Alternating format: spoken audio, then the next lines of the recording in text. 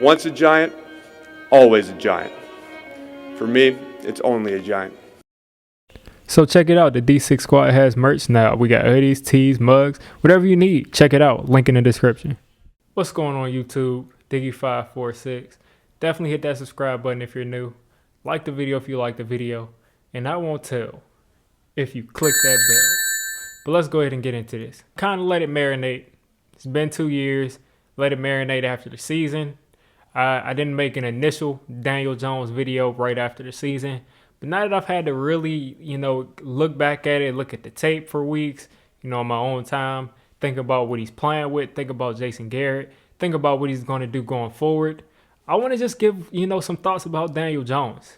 His rookie season, he came out, looked great in the preseason, set the world on fire, flawless, almost like looked perfect in the preseason pretty much the entire time. Pat Shermer's offense was perfectly made for him. The Bucs game, he looked amazing, but we saw the fumbles. We saw the fumbles for the rest of that year. It probably lost us about 3 or 4 games that year, to be honest with you. His fumbles, we might have been able to be an 8-8 type of team if he didn't fumble the ball and turn the ball over so much, by, not being aware and holding on to the ball too long, looking downfield. And I was looking for him to improve that coming into this year. Jason Garrett, when we first hired him, I was just satisfied that we didn't hire him as head coach. Then I started to look at him, his history as an offensive play caller, and I liked what I saw. He was always able to run the ball. Tony Romo had some great years under Jason Garrett. Miles Austin, Dez Bryant, Jason Witten, so many great players got to play in that offense. I think Terrell Owens was coaching Terrell Owens. I'm pretty sure. I might be wrong, but I'm like 90-something% sure that he was coaching Terrell Owens, or Terrell Owens. That's how he calls it. That's his name. But a lot of great players. Felix Jones, Marion Barber, everybody succeeded at running back, and those were even the years where they didn't have the best offensive lines. So I knew at the very least we would be able to run the ball, and that's why I was so confident this year about, Saquon Barkley, and I was confident that we would win 10 games because I thought that we would win on the back of Saquon Barkley because he was going to have a career year. I was so convinced of that, and it didn't really work out. And he got injured, and it all came back to Daniel Jones, which brings me to this. The way that Daniel Jones was played this year was a direct result of, first off, Jason Garrett's lack of aggressiveness, his lack of, wanting to take those shots down the field, and consistently making this a boxed-in game where everyone is running the same route and everyone is, within 15 yards of the line of scrimmage, and it's up to everybody to make contested catches. And if they don't catch the ball, if the ball goes off of their hands, it's almost going to be an interception. And the most frustrating thing about this offense is that all of Daniel Jones' interceptions, if you go back, none of them are 30 yards down the field. None of them are 40 yards down the field where you can say, oh, at least it was kind of like a punt, or at least we took the shot. It just didn't go our way. All of his interceptions are like at the most 20 yards down the field because we don't consistently take those shots. And when we did take those shots, it seemed like almost every time, like almost like 70% of the time, they were completed for big plays. So I really hope that Jason Garrett looks back at this year.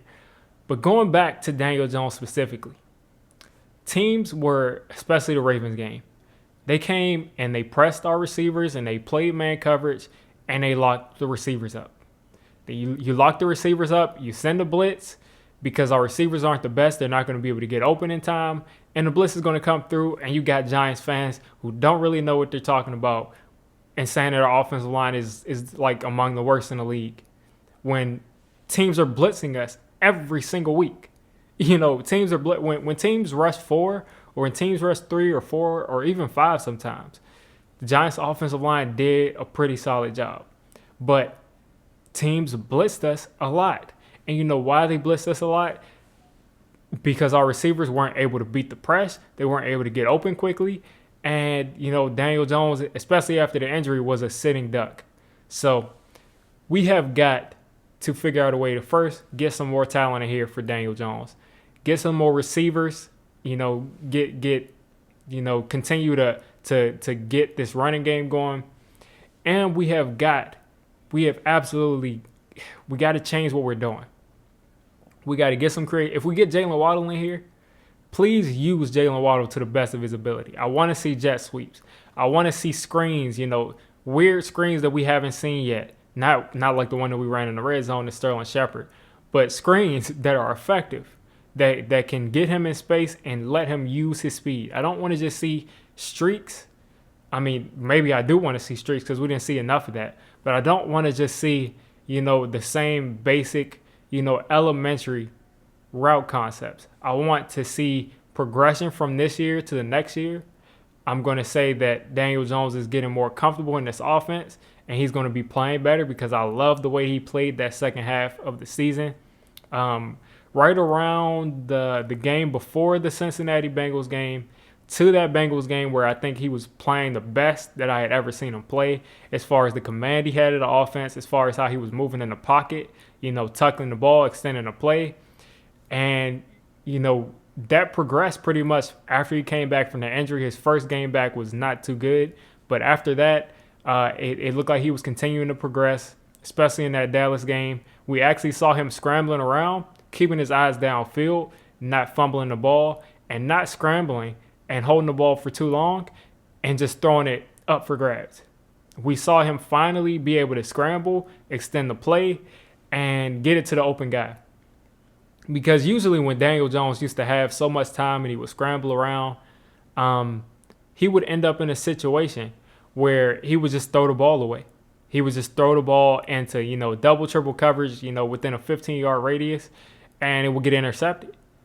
It was like his mind kind of locked up.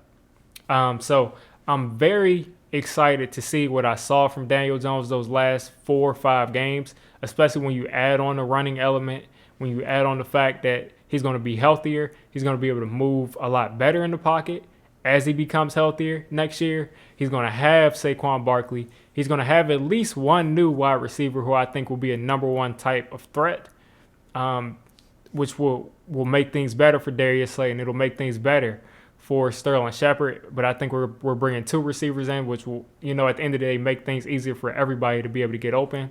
If Evan Ingram becomes, the 3rd or 4th option, that'll be a blessing because Evan Ingram won't have the pressure on him. He's going to see a sports psychologist, but he won't have that pressure on him to say, I need to make this catch. I can't do what I always do and drop it.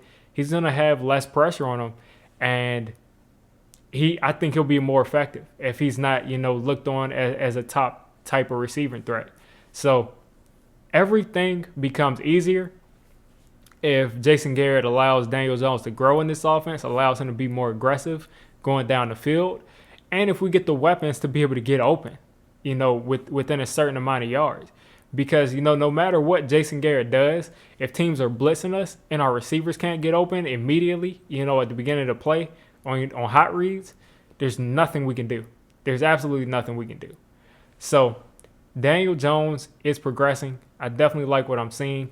The only things that I didn't like were definitely what I saw in the first half of that season where he was holding on to the ball for entirely too long and he would throw it into coverage when, it was like his clock went off and he would just throw the ball away. Another thing that I didn't like was definitely the fact that he does not protect himself well enough. He runs and he does not slide.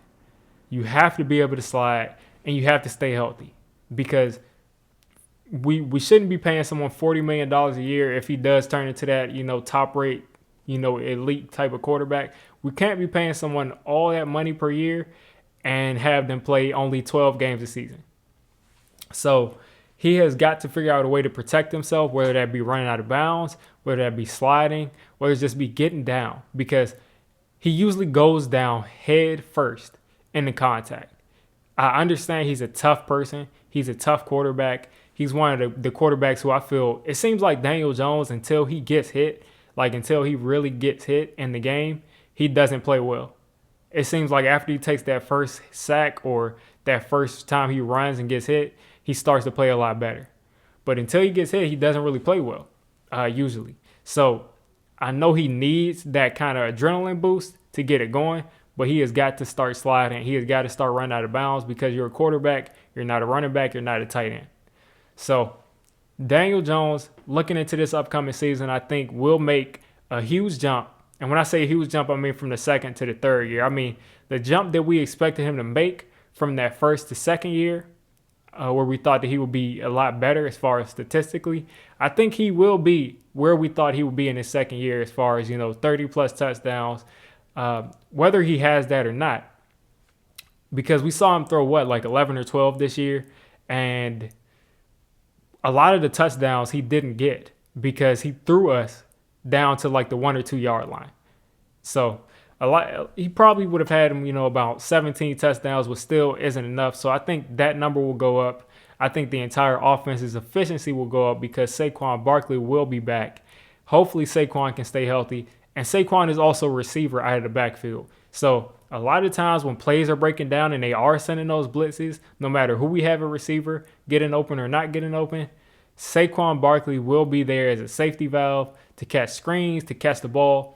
And you know what he can do when he catches the ball out of the backfield, how explosive he can be. So a lot of new factors are going to be here. And I expect Daniel Jones to finally take that next step that we expected him to take this year. So if you made it this deep into the video, I'm calling you a D6 Squad member. If you're a D6 Squad member, you got to hit that subscribe button. You got to turn on that notification bell. And listen, I make all kinds of content for NFL teams. So if you're not a Giants fan, don't worry. I'll cover your team. If I'm not covering your team, let me know. And have a good one.